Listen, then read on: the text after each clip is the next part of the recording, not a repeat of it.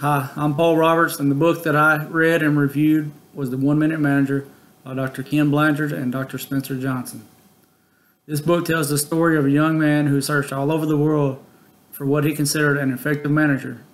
Most managers he ran across were either people-oriented and didn't always get the best results for their organization, or were results-driven and didn't care about their people.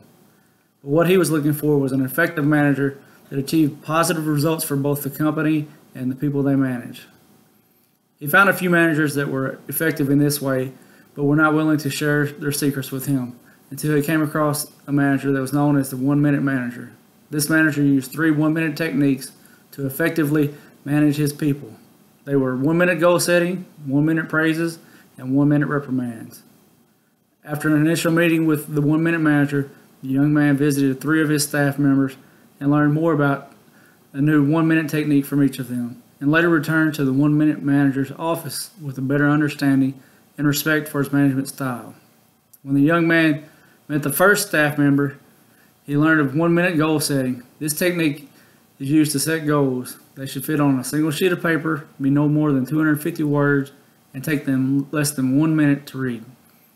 Goals being short and specific, a person can easily go back and reflect on this sheet of paper when evaluating their progress to ensure they are moving in the right direction.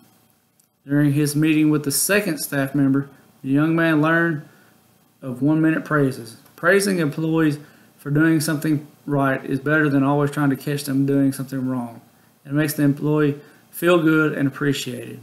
This praise should address a specific accomplishment and usually be accompanied with a brief touch in a friendly way, such as putting your hand on their shoulder or a handshake to reaffirm the true meaning of the praise.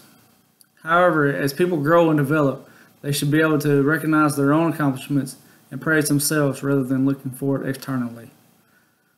The third secret is 1-minute reprimands. This should be done when someone doesn't accomplish their goals.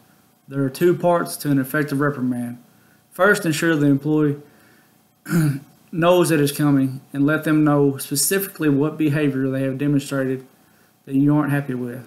This should be done as soon as the behavior is observed.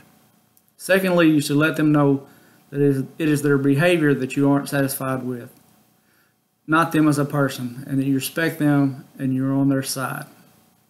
With the use of these 3 1-minute secrets, a manager can be effective and efficient to ensure that their subordinates know what is expected of them and that they want them to succeed, thus allowing both the people and the organization to be successful.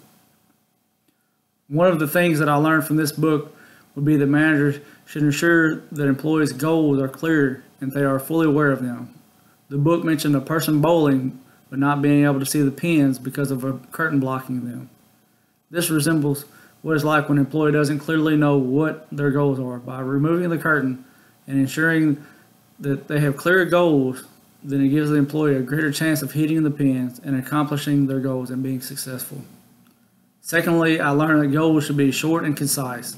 By setting short goals, they are easily reviewed and looked at when evaluating the progress of the goal.